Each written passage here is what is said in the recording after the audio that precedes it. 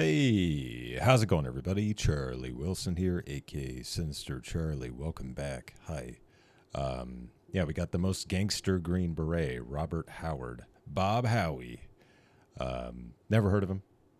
I probably have heard of him. I just don't remember.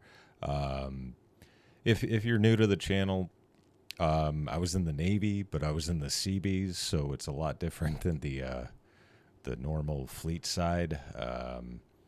It's a lot of the same stuff, I guess, you'd expect from the Marines, except, like, we suck at shooting. I don't know. Marines are much better riflemen. But, yeah, we build stuff and whatnots. We're the cheap labor of the military. So, yeah, let's go into, Robert Howard. What's up? However, I am extremely confident in saying that this is the most gangster supply sergeant of all time. All right. Today we're talking about Robert Howard, the most decorated Green Beret in U.S. history. He started off his military career as a mechanic, then became a parachute rigger, then became a supply sergeant. After being shot in the face and surviving in Vietnam, he then volunteered to go out with Mac v. SOG whenever they needed an extra guy or a strap hanger, despite having no Green Beret or Special Forces training. Despite his initial lack of training, he rapidly went from the extra guy they brought along to help carry the radio to the man they specifically requested to come and help on their most dangerous missions. Having been shot in the face, blown up, and severely wounded multiple times on multiple occasions, he is quite literally the human embodiment of the Terminator and has been written up for the Medal of Honor on 3 separate occasions and awarded it once because that's legally the amount of times he could earn it. In addition to that, he has been awarded 2 Distinguished Service Crosses, the Silver Star, the Defense Superior Service Medal, 4 Legions of Merit, 4 Bronze Stars with V-Device, and 8 Purple Hearts. And we're going to get into it right after a word from our sponsor. This video is brought to you by Element. It's a lot of Purple We're not going to Hearts. overcomplicate this. It's hydration mix. You buy a box. It's got a bunch of sticks in it. You pour that in your water. You drink it, and then you're more hydrated. They got a bunch of different flavors. They also sell them in pre-made cans. Yeah, and if you're 8 like Purple ultra Hearts. health-minded, you can get just the raw thing and mix it with your water, and then it tastes like you're drinking salt water. Because you are. Element's legitimately one of the few products that I approached to see if they would sponsor me because I actually used their product beforehand, and to be honest with you, I just wanted a bunch of it for free. Let's read the ingredient list together. You know, okay, at least I he's actually honest. know all of these words. Salt, citric acid, magnesium, potassium, natural flavors, stevia extract. That's it. Okay, I like there's no stevia. artificial dyes, so RFK's happy, the brainworms are mad. It's fantastic. On top of that, it's used by all kinds of professional athletes in the NBA, the NHL, the Olympics, and all other kinds of stuff, which it raises the obvious question, why are they sponsoring a guy known as the Fat Electrician on the internet? The obvious answer is, well, I'm known for drinking copious I'll be honest. He's not that fat anymore, so I don't know what you're talking about.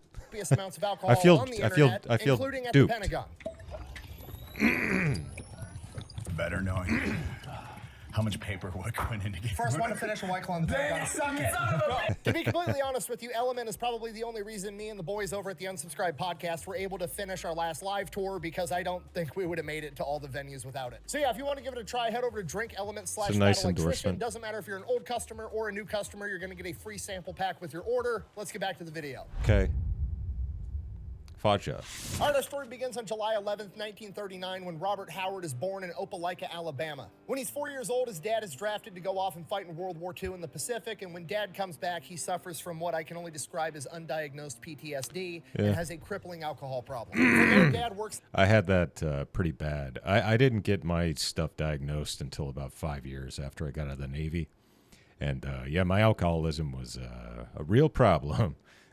A real problem. the local cab It's company good now. for the rest of Robert's We're good. childhood, and he grows up dirt poor in Opelika, Alabama, with his dad, his mom, his grandmother, and his 6 younger siblings. The only early childhood memory that he ever talks about was when he was young, he finally got a new pair of shoes, which was a big deal for a poor kid in the 1940s, and 5 high school bullies were trying to take his shoes, and for the first week, they would chase him from the bus all the way to his house, but he would always outrun them and never get caught, and got to keep his shoes.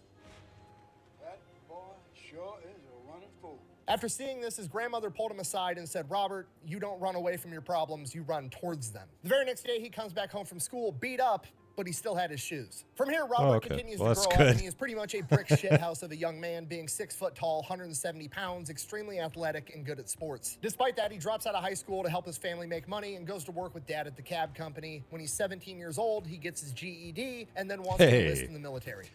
His specs are a lot like mine. I'm 6 foot tall, 170 pounds, and I did get my GED to join the Navy. I don't think you can do the GED thing anymore with any branch of the military now. I think you have to have at least a high school diploma. Dad is furious, doesn't want his son to enlist, wants him to go off, get a normal job, lead a normal life. Robert basically just comes to him and is like, look, I'm 17, I need your signature to let me go join the military, but I'm gonna do it in a year anyways if you say no, so you might as well just let me do it now. Dad agrees, signs the paperwork, Robert ships off to basic training. Crushes basic, crushes AIT, no problem whatsoever, ends up getting stationed at Fort Hood, and he is a mechanic because of his experience at the cab company. Now that sounds all good and fine, but this isn't what Robert wanted. Robert grew up watching propaganda from World War II and the Korean War. He wanted to go off and become a paratrooper, and now he's stuck inside the motor pool doing maintenance on a bunch of military vehicles. This is just, it's not what he wanted. But he's trapped. There's nothing he can do. So he basically just... Yeah, we had, in the CBs, we also have mechanics. So, yeah, I understand. I wouldn't want to be stuck in a garage all day either. Lives it I up. get He's, it. you know, a lower enlisted private than a specialist. He's partying. He's drinking too much. He's going out with his friends. He's not really doing anything to advance his military career. After a couple of years of doing that, his re-enlistment's starting to come up, and his sergeant pulls him aside and is like, hey, look, if you want to stay in the Army, you got to get your shit together and actually start doing stuff to advance your career. Otherwise, they're going to kick you out. So that's exactly what he does. He gets real straight-laced, quits drinking so much, quits partying so much, goes out into town, finds a nice girl by the name of Tina. They wind up getting married. From here, he turns into an excellent soldier. Then when that re-enlistment time finally comes, they want to keep him in. So he says, you know, I'll re-enlist for another 6 years, but I want it put in my contract that you're going to send me off to be a paratrooper. They agree. He gets sent off to Fort Bragg, attached to the 101st Airborne, goes through paratrooper school. Passes through that no problem, gets his jump wings, becomes a parachute rigger and a supply sergeant with the 101st Airborne. From here, his wife Tina ends up getting pregnant, and he is shortly after that sent over to It's a weird France name. for 2 years straight, comes Tina. back home and meets his daughter for the first time when she's 18 months old. He is then home for about 45 minutes before getting sent off to Vietnam. This is whole other country. As they make their approach into theater, he is informed that they are going to be making an amphibious landing. He's pumped. He wants to go into combat. This has been his whole thing. In his brain, he's thinking D-Day, storming the beach at Normandy, enemy gunfire. This is going to be awesome, action hero type stuff. As they approach, he's informed, oh, it's actually a secured beach. This is just the fastest way to get everybody off the boat. Word up.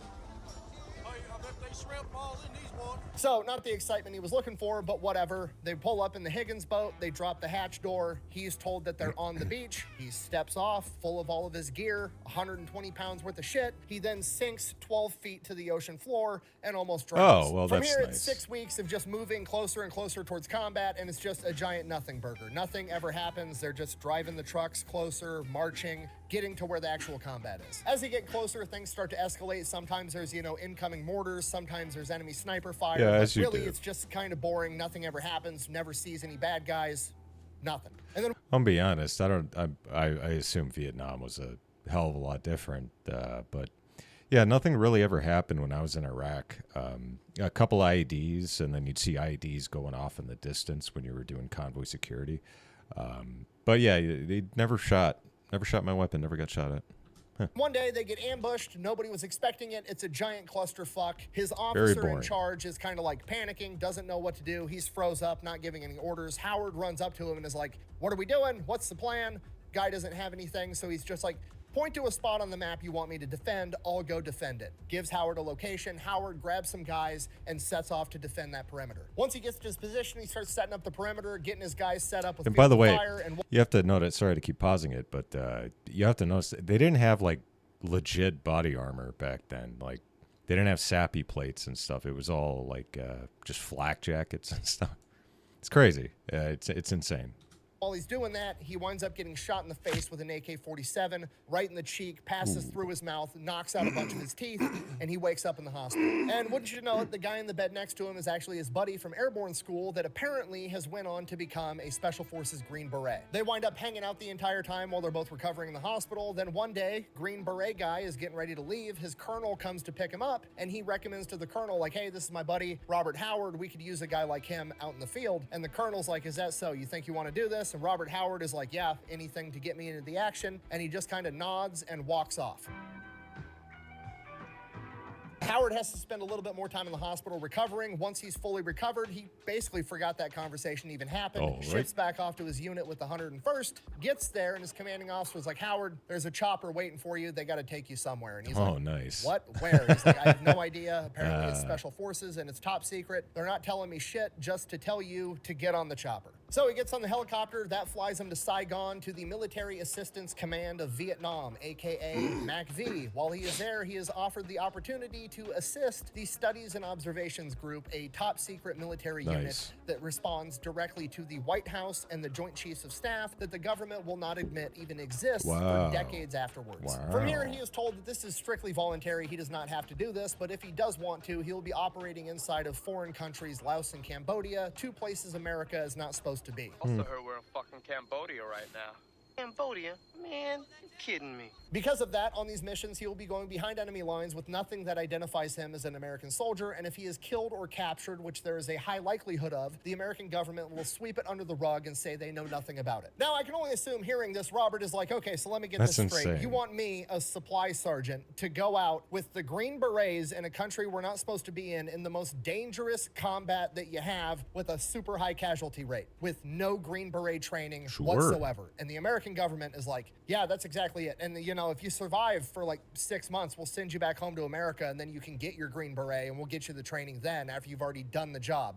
To which Robert is like, you son of a bitch, I'm in.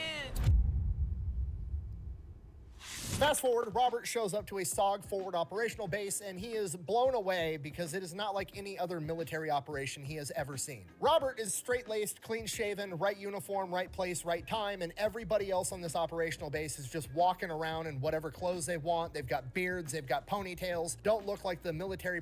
There was a detachment like this. My friend ended up going to this remote part of Afghanistan, and they just were allowed to grow beards. They couldn't wear their uniforms. It's just pretty sick. It's a pretty sick deal. Sounds like a fun detachment, honestly. Professional that he's ever seen, yet these are the best operators America has to offer. Despite eventually going on to become one of these guys, he never really gives up his clean-shaven, straight-laced appearance, which, you know what, to be fair, fucking look at him. If I looked like that, I wouldn't give up my clean-shaven look either, okay? Look at his jawline. Homie could get in a katana fight with that jawline and probably win. Sorry, anyways. Got a bit of a Willem Dafoe in there, you know? Oops, that's not what I wanted to do. Oh, he does have kind of a Willem Dafoe look about him, doesn't he? A little bit in the eyes. With that jawline, and probably win. Sorry, anyways, from here, he spends the next 6 months being the supply sergeant on the forward operational base and operating as a strap hanger. Strap hanger is just the term for like, hey, we've got a group of SOG guys going out. They need an extra volunteer to help carry the radio and just do what they're told. Robert starts doing a ton of that. And to be honest, during this period of time, we don't have many specifics outside of that for multiple reasons. Everything's top secret. A lot of the MACV SOG documents were destroyed after Vietnam, and Robert never kept a personal journal. In fact, the only reason we have stories on Robert Howard at all is because they had to document what he did to earn his medals. Everything outside of that he did is lost to time. So we don't really know what happened over this 6-month span. However, we do know that he was in combat because during this period, he was awarded the Combat Infantry Badge. From here, he goes back home and he goes through the entire Green Beret training pipeline through 1966 through 1967. And by the end of 1967, he is awarded his Green Beret. From here, he gets sent back out to Vietnam, still operating as part of SOG. He is sent to SOG Forward Operational Base 2, which is right at a tri-border area between Vietnam, Laos, and Cambodia, so they can go into both those countries fairly quickly and fairly easily whenever needed. He is still operating as a supply sergeant, and he is not attached to an actual SOG team, so he is still operating as a strap hanger whenever they need somebody. Initially, he struggles to get the opportunity to actually go out with a SOG team because, well, they're going out behind enemy lines on an extremely dangerous mission. Nobody wants to bring the fucking new guy for his first time, right? Well, somebody finally takes a chance on him. He proves himself. He starts strap hanging all the time, and from here, he goes from the fucking new guy to the guy that everybody specifically requests because he's ferocious on the battlefield, and he comes up with, we'll say, innovative solutions to problems. On one occasion, he was strap hanging for a SOG team, and they were going to go behind enemy lines for 19 days straight and plot out safe paths for downed pilots to take to get back into Vietnam and get to safety. The problem was that by this point in time, the North Vietnamese had become aware of SOG's operations, and they were actually sending teams out to be counter reconnaissance. So whenever they saw helicopters coming into country, they would have scouts in the area, and they would just trail the SOG operatives so that they knew everything SOG knew. Obviously, for a mission where you're trying to chart a safe path for a downed pilot, you don't want the enemy knowing where these safe paths are, so they need to figure out a way how to get rid of this counter reconnaissance unit. So they called up the supply sergeant. He then proceeds to take an old footlocker, you know, that big trunk that sits at the foot of your bed when you're in the military that you put all your stuff in and lock it with a padlock. We didn't have that. When we were in boot camp, our like little lock, it was like under our bed. You'd lift it up and you'd lock it that way. I don't know. They're trying to get you ready for a ship and stuff. I don't know. Never went on a ship, so I don't get it. He takes one of those, paints it bright red, fills it with 80 pounds of TNT, ball bearings, nails, all kinds of shit, and then rigs it up to explode on a 5-minute timer. They fly in on the helicopters, get dropped off in this country, grab this red footlocker, throw it out the helicopter, and then run off into the wood line, leaving the footlocker. Now, to the enemy, if there is an enemy out there that's surveilling them, this looks like they were in such a hurry that they either forgot their supplies or they were in such a hurry they didn't want to be bogged down and have to carry them. So they go out, they run into the wood line, they're laying down, watching this chest. Sure enough, an entire squad of NVA counter reconnaissance comes up and they start investigating this footlocker, trying to pry it open. Footlocker obviously explodes. Counter recon guys are now gone. Robert Howard said that it blew debris a quarter mile away. Jeebus. Yeah. On another occasion, he was part of a hatchet force, which was a team that was actually supposed to go out and engage the enemy, and he thought it would be a good idea to run up next to a troop transport truck full of NVA soldiers. He then rigged up a claymore to explode and hucked it in the back before diving in the ditch and blowing up the entire truck. One of the SOG team leaders that he strap hung for consistently later described him as, and I quote, "I never saw him show any fear whatsoever. He'd do anything you wanted him to do." It's a good soldier. Dude was literally the Terminator. I'm a cybernetic organism, living tissue over a metal endoskeleton. All right, late October 1967, Howard volunteers as strap hang for a recon mission. Super straightforward mission. There's a river. Next to that river, there's a trail that the NVA is well known for using. Military intelligence figures there's got to be a communication line strung right along that trail so they can communicate. They want them to go in super sneaky, attach something onto this wire so they're going to be able to listen to all their communications and then get out. So they go out on this mission. Everything's going great. They make it to where this river is. They're looking for the communication wire and they come up on an enormous enemy cache of supplies, food, there's 1,000 rounds of recoilless rocket ammunition, and a ton of small arms ammo. They figure they got to do something about this, but they're a small recon element. They're not going to be able to take this out by themselves, so they radio back into headquarters. Headquarters agrees they need to get rid of it, so they send in an entire hatchet force, which is like 30 to 60 guys that are meant to actually engage the enemy. They go, they link up with the hatchet force, they bring them to the cache, and while they're making their way to this enemy cache, they get ambushed. A concealed enemy machine gun position unconceals itself, starts opening fire on Howard and all of his men. Howard dons his plot armor. Sorry, I like that term, unconceal yourself. That's a good one. I like it. And rushes the machine gun nest by himself, gets to the mouth of it, and drops all 4 men inside of this nest. While that was happening, another enemy machine gun nest unconcealed itself, unbeknownst to Howard, and as soon as he clears the first one, he blacks out.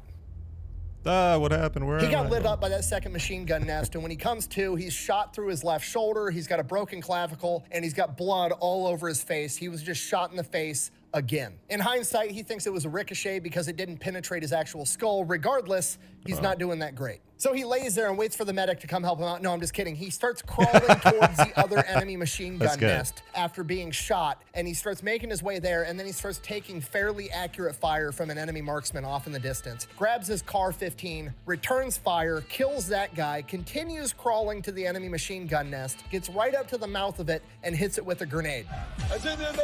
From here, he runs back to his men, makes it to cover, and they start getting lit up by that first machine gun nest all over again. More bad guys have spawned from the jungle and manned this gun all over again. Made a mistake, left the machine gun operable, not about to make that mistake again. Looks to one of his men, says, "Give me that rocket launcher." Hands Bob the rocket launcher. Bob pops up out of the ditch, fires a rocket launcher directly at this nest, blows the entire thing up. From here, the hatchet force and everybody else moves in. They burn all the food, they blow up all the ammunition, they exfil, they get extracted by helicopter. Bob gets sent off to the hospital. Bob gets patched up at the hospital, gets out of the hospital, gets in a helicopter. They fly him to MACV-SOG headquarters with one other guy that was there that apparently did exceptional things in the battle as well. And they go into a meeting with General Westmoreland, the 4-star general that is in command of all of SOG. Westmoreland then sits him down, tells him that that was one of the biggest enemy caches they've ever found, and that this mission was an enormous success, and both of them performed incredibly, and basically does like the Godfather Mafia move of like, I owe you one.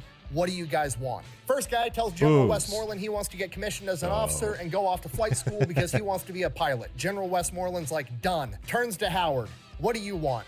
Robert Howard looks him right in the eye and says, I just want to continue my combat duty. I live for this shit. Shut up, Vin Diesel.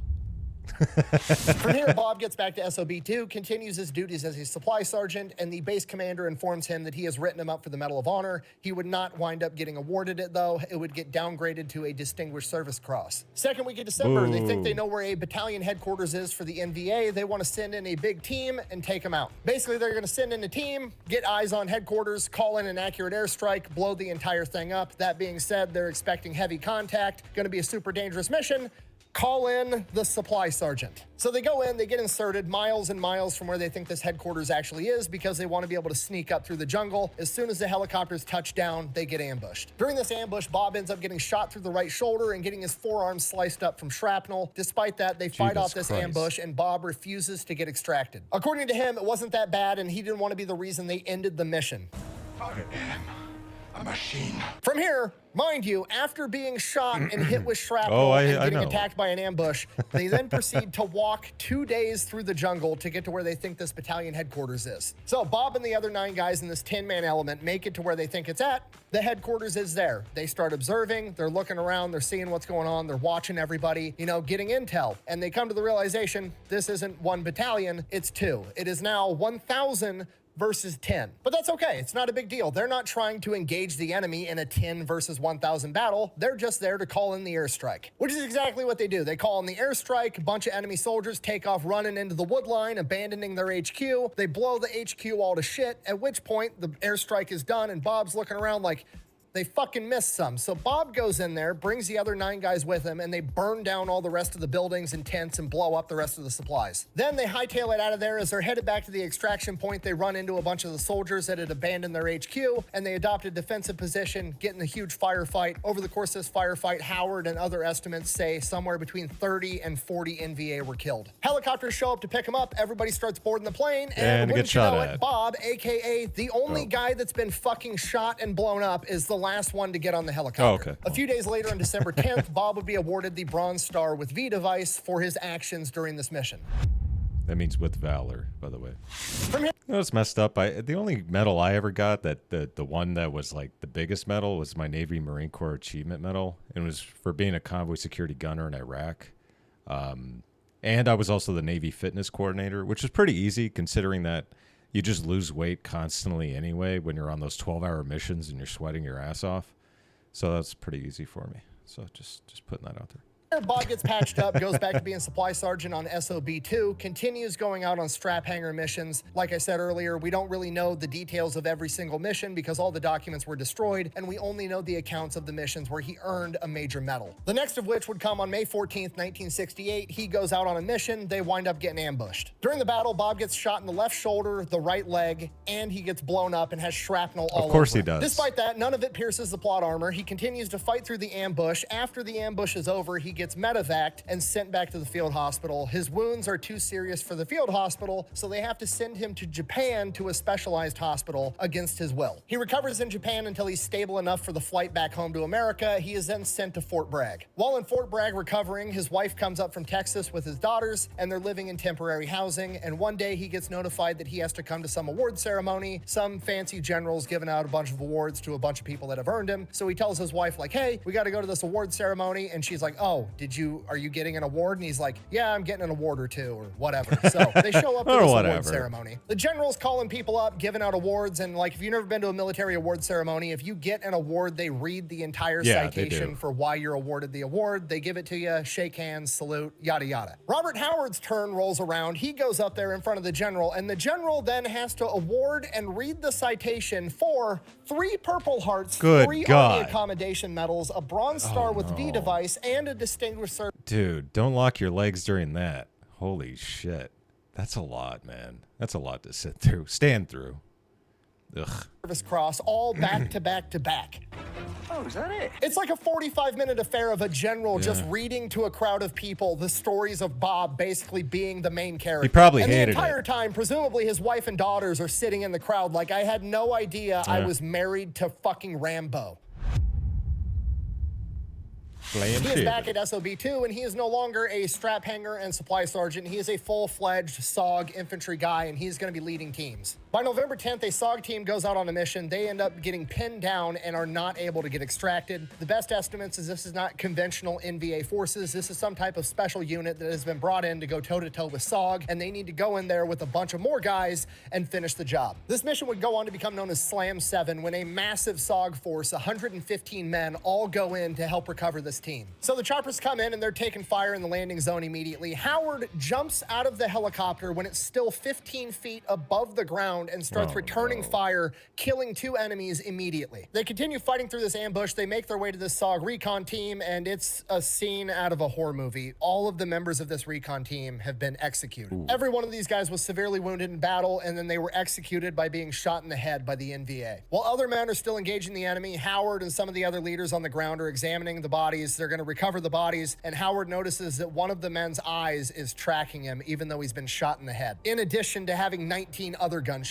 wounds. They call the helicopters back in. They start coming in. They're loading up the bodies and all the wounded men. The helicopters are taking off, and one of the helicopters ends up getting shot down by massive anti-aircraft guns. Their best guess is that it's an anti-aircraft setup on the back of a half-track. So then they go, they rescue those guys, get them out of there, and then they call in for orders like, hey, there's heavy anti-aircraft guns. What do you want us to do? Thinking they're still going to get extracted. The whole point of coming out here was to recover the men or the bodies of the men. That's what they've done. Time to leave. Chain of command says you need to take out the anti-aircraft guns. You don't know where it came from, go find them and take them out.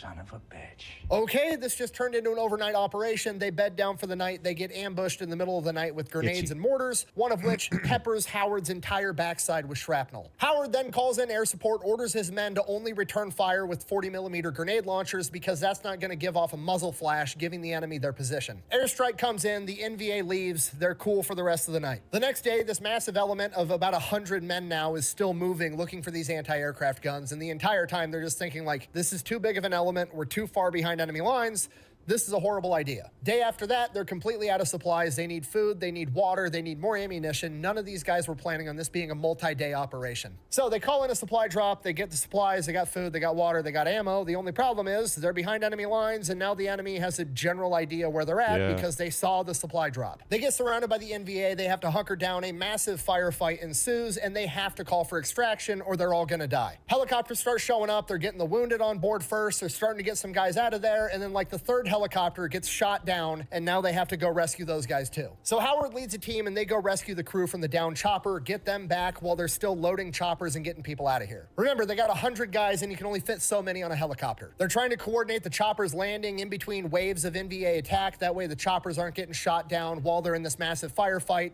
And as time passes, it starts to get dark out, and they're going to have to be out there overnight. Howard and the remaining men on the ground are basically stuck there fighting all night long. However, they get a ton of air support. They've got A-10 Sky Raiders dropping napalm. They even get a C-47 spooky gunship. Somebody in the last, I think it might have been the last or no, it was a different Fat Electrician video, I think. But it was... the person was saying, like, thinking about a bunch of sailors singing napalm sticks to kids is kind of funny. And it is. It is. If you think about us with the Dixie cap on and everything and the Cracker Jack uniform. Yeah, it's pretty funny. I just thought that was funny. Which is a predecessor to the AC-130, literally a cargo plane that a bunch of grunts just cut the sides out of and mounted artillery and miniguns that just circles around them, mowing down anything that tries to get near them all night long. During this night, Howard gets hit with another grenade and has more shrapnel inside of him, which he's pretty much more shrapnel than Guy at this point. I am Iron Man. Finally, morning comes around. It's foggy as shit out. The battle's died down. It's really looking like they're going to make it out of this alive. And through the fog, there's 2 silhouettes coming towards them with their hands in the air, and it's 2 NVA soldiers. Howard and the commanding officer both yell, "Don't shoot," because if they're surrendering, we want to take them in for intel, because very few NVA soldiers have been captured to gain intel. Unfortunately, with this massive SOG element, there was a large contingency of indigenous people that were fighting alongside SOG, and those guys did not listen and shot both of them. Oh, well, that's great. At this point, Howard's pissed, the commanding officer's pissed off, and they're just like, fuck. They're waiting on the choppers to come, and after a couple of minutes, another silhouette comes walking forward with his hands up. It's another NVA trying to surrender. And before anybody can react, Howard jumps up and sprints at the guy and literally picks him off the ground, throws him down, makes sure he doesn't have anything on him, and then carries him back into their position. That's From here, crazy. they get extracted, they make it out. Howard actually has to go to a bigger hospital because the little aid station on their fob isn't big enough to handle his injuries. So he gets sent off to the hospital. While he's there, he finds out that that is only one of 3 NVA that have been captured by SOG in years. And the intel that they gained from him led to 9 successful bombings of NVA bases. For this, he was again written up for the Medal of Honor, but it was downgraded to a Silver Star and a Purple Heart. While at this hospital on a larger base, Bob Howard decided to do Bob Howard stuff, and he didn't like the food in the hospital. So in his hospital pajamas, he leaves the hospital and just goes to a normal chow hall. While he's at this chow hall, 2 Vietnamese on a moped pull up and throw a grenade into the crowd of soldiers. Everybody freaks out. Everybody's diving. Nobody knows what to do. The MP that's standing there with a gun, because he's the only guy with... I was going to say, does he jump on the grenade? Because that would be really flipping crazy. The gun right now is just like locked up, not knowing what to do. Howard, in his hospital pajamas, grabs the M16 from the MP, gets down in a prone position, shoots the passenger off the moped, causing the driver to crash, and then chases down the moped, confronts the driver, they get into an altercation, and he shoots that guy too. Well, he there you then go. walks back to the chow hall, hands the rifle back to the MP, and finishes his lunch. This guy's pretty cool, huh? So Howard recovers, gets back to SOB2. Hey, something tells me this guy's pretty cool. This guy's pretty cool, hey, Peter. Starts going out on missions again. His next big mission is to go out and recover a SOG operative that is MIA from a previous mission. So they go in with helicopters, and as soon as the helicopters come out, they start getting lit up by enemy gunfire. It's an ambush. They are using this guy as bait. Howard ends up making it out of the helicopter. He estimates that there was probably 2 platoons launching this ambush, and in the first opening seconds, 8 NVA soldiers got killed. In the opening minutes of this battle, Howard gets hit with an enemy grenade up close. It launches him 10 feet down a hill, and he is now unconscious. When he finally comes to, he wakes up and he sees red. Not like he sees red, he's angry and he just drank a Monster Energy drink and his name's Kyle and he sees a bunch of drywall red. No, like that's the only thing he sees is the color red. And for a minute, he freaks out thinking he's been blinded. He still hears gunshots and explosions going off all around him. All hell's breaking loose. He has no idea how long he's been unconscious. He starts wiping his eyes and they're just caked with blood. He's bleeding all over the place and his vision starts finally coming back. He reaches for his gun. It's been blown up by the grenade. It's completely worthless. He goes to stand up. He can't. He shattered one of his ankles. So he is now behind enemy lines in the middle of a gunfight, blown up, can't walk, and has no gun. And then he hears screaming and smells burning flesh. All the rest of the men that aren't injured have made their way into the wood line off of the landing zone, and there is now an NVA soldier that is going to all of the wounded men, mostly indigenous guys, and Robert Howard, and he is walking up to them with a flamethrower and burning them alive. At this point, Howard knows he's fucked. He's about to get burned alive, so he starts digging around for anything he has on him that's going to be helpful. That's the worst way, man. Just shoot me, dude. Ends up finding a frag grenade. His hands are so messed up, he can't really use his fingers yet with a lot of dexterity. So he's fighting, trying to get his fingers in, and he manages to pull the pin on this grenade, and he's holding the spoon down, and he figures, you know, I'll blow myself up rather than get cooked. But he waits. He's in some tall grass. Maybe this guy isn't going to see him, and he's not going to have to blow himself up. So that's what he does. He just waits there, holding this grenade spoon down so it doesn't blow up. He's got the pin in the other hand. In case he gets lucky, he can shove that back in, and it's all good. And he waits. And he waits, and eventually the flamethrower walks up right in front of him. And he is right there, and him and the flamethrower lock eyes, and the flamethrower sees that Howard's holding a grenade, and that dude's got a flamethrower attached to his fucking back. If Howard lets it go, Howard's taking this guy with him, and he knows it. And Howard, with his dark veteran sense of humor, all he can think to himself is, fucking got you. And this flamethrower and Howard are just looking at each other right in the eyes. Crazy. Howard's got this big shit-eating grin on his face like, I'm going to take you with me. And eventually the flamethrower just kind of nods and starts to That's step pretty backwards. awesome. And as soon as that happens, the SOG guys in the tree line see the flamethrower and start shooting at him, and he takes off running into the tree line. Howard throws the grenade after him, has no idea if he hit the guy or not, turns around and starts crawling towards his men. And the crazy part, in his head, he wasn't thinking, I need to get to my guys to get help for me. In his head, he was thinking, I got to get to my guys. They need my help, which is the most main character energy shit ever. On his way there, he comes across his lieutenant who's alive, but in worse shape than he is, really shot up. And he gets his web gear off, throws that next to him, and starts rendering first aid. And then an enemy bullet hits the LT's web gear and detonates the ammunition inside of it, launching Howard and the LT all over again. He loses consciousness. Oh, what happened? He comes to, crawls back over to the lieutenant, and starts dragging him towards the men. Finally gets to his group of guys. It's not everybody. There's only 8 guys there, plus Howard and the LT. Everybody else is scattered out throughout the battlefield. Howard takes the LT's radio, starts calling in airstrikes, tells one of the men to hand him a gun. They toss him a 1911, not wanting to give up their own rifle. De-atomizer, that's what I'm talking about. Noisy cricket. Cricket.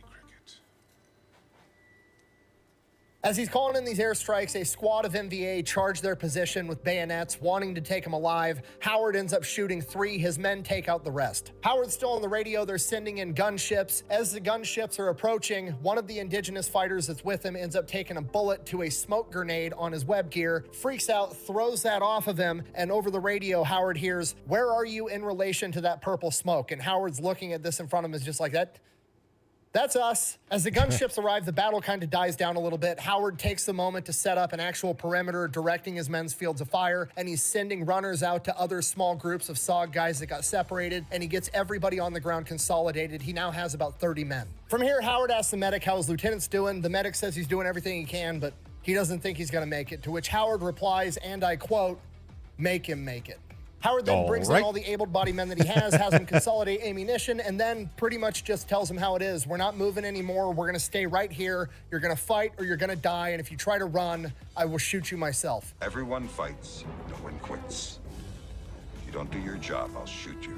He then directs his men where to place claymores and asks his men if anybody has strobe lights, collects all the strobe lights that they have, and crawls around their perimeter and places the strobe lights in place before crawling back to the center to man the radio. Once back at the radio, he tells headquarters that his perimeter is marked and they need to shoot pretty much everywhere that isn't inside of this triangle. They tell him the Huey gunships are 15 minutes out. He doesn't have 15 minutes. The NVA just launched another major attack. The only thing they have right now is a Cessna 01 Bird Dog circling overhead, mostly there to help coordinate airstrikes, but it does have 4 white phosphorus rockets on board. It's not a lot, but it's better than nothing. Robert tells them exactly where to fire these rockets. They fly by, fire the 4 white phosphorus rockets, and repel this wave of the attack. The 01 Bird Dog pilot then radios down to Robert, "That's all we've got," to which Robert replies, "You got an M16 up there?" And they're like, "Yeah." He goes, "Fly by and drop it off. I need one." So Vietnam was M16s? I thought that was like M14s.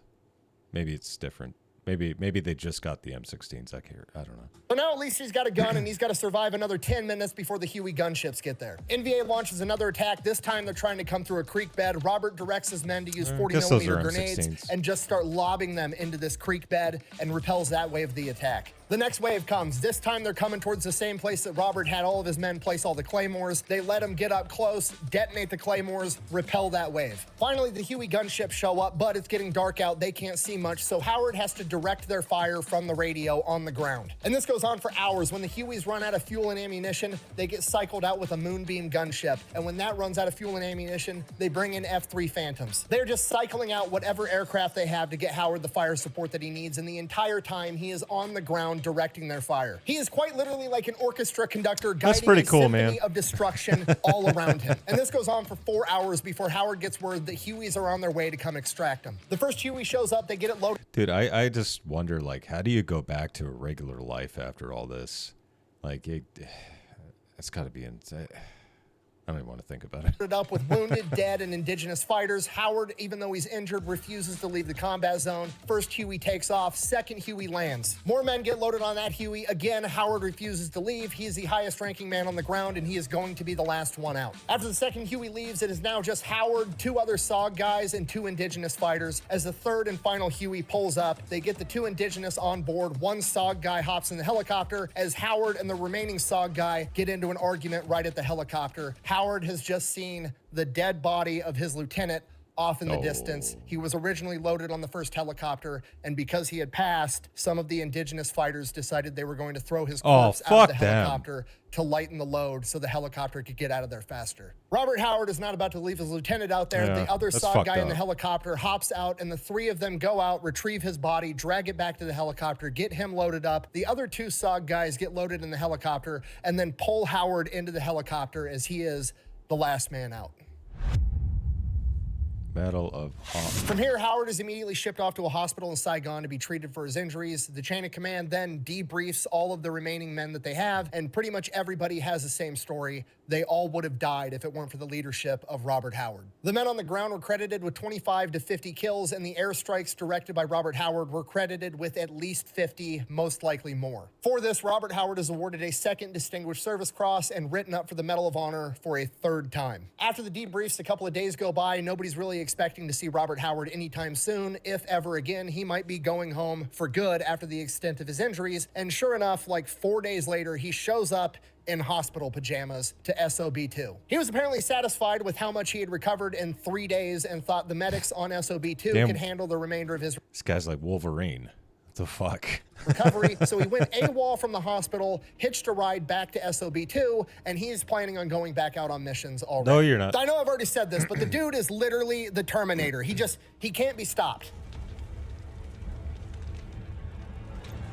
God, what a shitty movie. I'm back. The chain of command is like, look, Bob, look, you're hurt. You're recommended for the Medal of Honor. You're not going out on missions. You're going to be the training NCO and whoop everybody else into shape because you obviously know exactly what you're doing. So he spends the rest of his deployment being the training NCO for all the SOG operatives going out on missions, and apparently he was a complete hard ass. He had all of his guys out on the highway in Khartoum running to be in shape, and they're like, the base has been attacked before. We're going to get attacked while we're out here jogging. This isn't a good idea. Bob didn't really care, didn't listen, and then one time they take some indirect sniper fire. Nobody got hurt. And surely, at this point, Bob's going to reconsider. There's not going to be any more jogging along the highway. Nah, Bob just orders that they all start jogging with loaded guns. Bob finishes up the remainder of his deployment. Then he is basically voluntold that he's going to go off to become an officer. So he goes back home to the States and has to go through the officer's training course with literally new guys fresh out of college.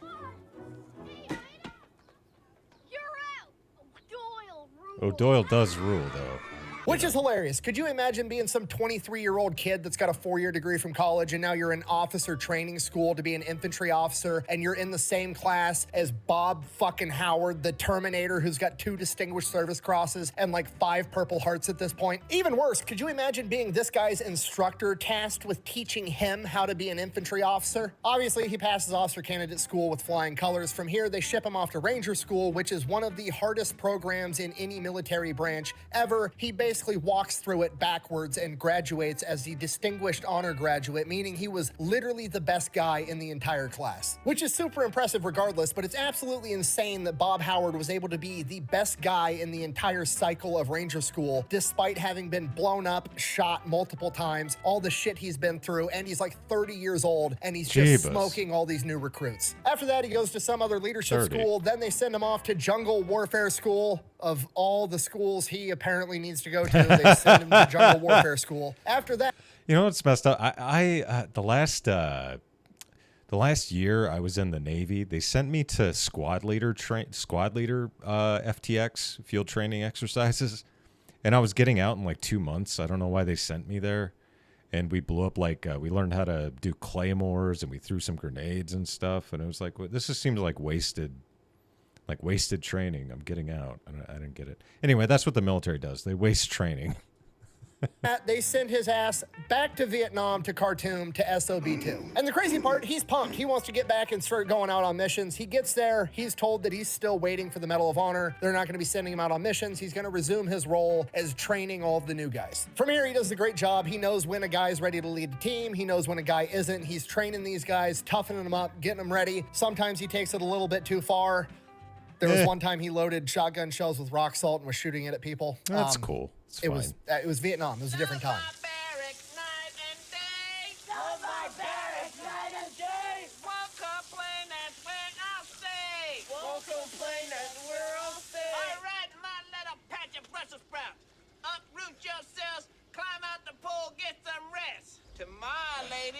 Really sticking with the Major So Payne he thing. didn't get to go out on missions, but he still did get to see some action because multiple times while he was there, SOB2 was attacked and he got to help defend it. On one of these occasions, he would actually be shot in the heel during the opening portion of the battle. Bob, being Bob, doesn't really give a shit, just bounces right off his plot armor. He starts directing men and leading the defense of the compound. And as he's doing his thing, some specialist comes running up to him and is like, Bob, you got a phone call. And he's like, motherfucker, I'm kind of busy right now. We're defending the compound. And he's like, but it's General Westmoreland. And he's like, what does he want? I mean, does he know that we're under attack right now? What's the deal? He goes, no, but he wants to talk to you. You need to go talk to him right now. So he's like, fuck, okay. So he like limps across the base, gets over to the phone. Bob answers the phone. He's like, hello. And General Westmoreland's like, Bob, how are you? And he's like, I'm good. My foot kind of hurts. I'm a little bit busy. What's up? And he's like, I just want to call and congratulate you. You're being awarded the Medal of Honor. And he's like, all right. And General Westmoreland's like, yeah, I've got a chopper on the way to pick you up right now. From here, he pretty much gets extracted on the spot, gets swept off to Washington, D.C., and gets awarded the Medal of Honor by President Nixon. Robert Howard never returns to Vietnam. He had spent in total 40 months in combat. I never get enough opportunities to say Haru like Futurama. Instead, he's given instructor roles pretty much for the remainder of his career. He trains airborne soldiers, he trains infantry, he's an instructor at Ranger School, all kinds of stuff. And while he almost certainly does miss going out and doing Robert Howard stuff, he also appreciates the opportunity to make up for lost time with his daughters. As tough and as crazy and as violent as he could be, he treated those girls like little angels, and on one occasion, one of the teachers at the military school that they were attending decided that he was going to take his belt off and whip one of his daughters for being loud and disrespectful in class. Upon hearing this, Robert Howard then instructed his daughter to get in the car. They drove to the officer's house on base. He walked up to the front door, rang the doorbell, made his daughter apologize to the officer for being disruptive in class, and then sent his daughter back to the car and then proceeded to beat the shit out of him on his own. I was going to say, I mean, yeah. All right, that's probably the proper way to go about it. Porch. He then was stationed down in Fort Lewis, where he was an officer with the 2nd Ranger Battalion, where he was known for training extremely hard with his guys and leading from the front. During a field training exercise, they were going to jump out of a plane, simulating an airborne mission, and then they were going to pack their shit up and road march 26 miles. Does this story end badly? There's a couple minutes left in this video, and I am a little nervous about where this is going. Upon jumping out of the plane, Robert Howard's chute doesn't open properly, and he hits the ground at twice the speed he's supposed to. The medics overseeing the LZ run up, assuming that this guy is dead, only to find Robert Howard packing up his chute. Wolverine. He looks over at the medics and says, if this shit gets any harder, I'm gonna quit. He then proceeds to finish the 26-mile road march. How you doing? I'm back, motherfucker! Okay, Robert Howard might be the biggest badass I've ever covered, which is saying an awful lot. I've never seen plot armor this thick. It's absolutely insane. He continues to serve in the military in multiple roles until finally retiring in 1992 after 36 years in service at the rank of colonel. He would then pass away at the age of 70 in 2009, and that is the story of Robert Howard, the most gangster supply sergeant of all time, the most decorated Green Beret of all time, and quite literally the human embodiment of the Terminator. Thank you for watching. Best way to support the channel is go buy some merch. Get the shirt. Over at theFatElectrician.com. I have a shirt. Quack bang out. Beep, bop, boop, boop. He met Richard Nixon. He did a little thing. Oh, and then there was a story of when his son-in-law asked permission to marry one of his daughters, and he said, and I quote, as I extended my hand to shake his, it was the largest hand I had ever seen in my entire life. He then proceeded to tell me, I know why you're here, and you have my permission, but know this, if you ever hurt my daughter, no one is ever going to find your body. Nice.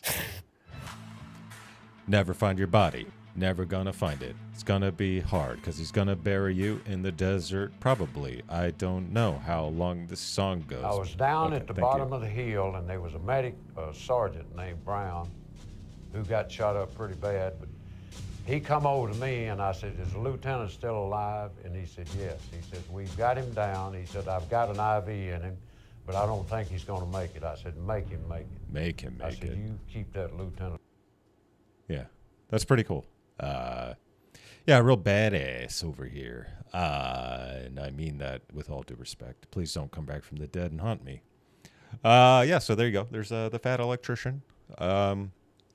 Yeah, I wish I was like even just a percentage as strong as that guy, but good stuff. Anyway, thank you very much for watching. I really appreciate it. Please like and subscribe down below. Makes me feel good inside. Helps out the channel. Please, if you, I don't know why I'm trying to do my southern accent. But yeah, if you feel like it, please like it. It helps out the algorithm. I heard it makes your penis bigger, but that can't be proven by medical science. You'll just have to trust me on that one. So yeah, thanks a lot. And if you got any recommendations for any other videos, please put them down in the comments. It's always appreciated. So thank you very much, and bye.